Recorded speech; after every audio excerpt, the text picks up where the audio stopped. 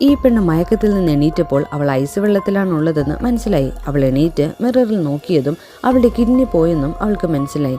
ഫൈറ്റസ് എത്തിയപ്പോഴേക്കും അവൾക്ക് ബോധം പോയിരുന്നു. എമർജൻസി ട്രീറ്റ്മെൻറ്റ് കൊടുത്ത് അവളെ ഹോസ്പിറ്റലിലേക്ക് കൊണ്ടുപോയി. അവളെ ഹോസ്പിറ്റലിൽ എത്തിച്ച ഡിസ്പാച്ചർക്ക് അവളോട് സഹതാപം തോന്നി കാര്യങ്ങൾ ചോദിച്ചു. അവൾ അവളുടെ കഥ പറയുന്നു. ഡേറ്റിംഗ് ആപ്പ് വഴി അവൾ ഒരാളെ പരിചയപ്പെട്ടു. അവർ കൂടുതൽ അടുക്കുകയും അതുകൊണ്ട് തന്നെ പേഴ്സണലി മീറ്റ് ചെയ്യുകയും ചെയ്തു. അയാൾ അവൾക്ക് ഡ്രഗ്സ് കൊടുത്ത് മയക്കി അവളുടെ കിഡ്നി എടുക്കുകയും ചെയ്തു. വിക്ടിമിനെ ഹോസ്പിറ്റലിലേക്ക് കൊണ്ടുവന്ന ആളെ പോലീസ് സംശയിക്കുന്നു. അവളാണ് ഡ്രഗ്സ് കൊടുത്ത് ഓർഗൻ സെല്ലിങ്ങിന് വേണ്ടി ഇടനില നിന്നതെന്നും അയാൾ പറഞ്ഞു. അവൾ ബ്ലാക്ക് ആണെന്നുള്ള ഒറ്റ കാരണത്തിലാണ് അയാൾ അത് പറഞ്ഞത്. അവൾ എന്തു പറഞ്ഞിട്ടും പോലീസ് വിശ്വസിച്ചില്ല.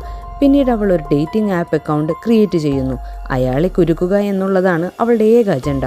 അയാൾ ചൂണ്ടയിൽ കുരുങ്ങുകയും ചെയ്തു. ഒരു ബാറിൽ വെച്ച് അവർ കാണാമെന്നും തീരുമാനിക്കുന്നു. അവൻ അവൾക്ക് കൊടുക്കാൻ വെച്ച ഡ്രിങ്ക്സിൽ ഡ്രഗ്സ് കലർത്തുന്നു. ബുദ്ധിമതിയായ ഡിസ്പാച്ചർ ആ ഗ്ലാസ് തമ്മിൽ മാറ്റുകയും അതിനാൽ തന്നെ അയാൾ ബോധം കെട്ട് വീഴുകയും ചെയ്യുന്നു. അവൾ അയാളെ കൈയോടെ പോലീസിൽ ഏൽപ്പിക്കുന്നു.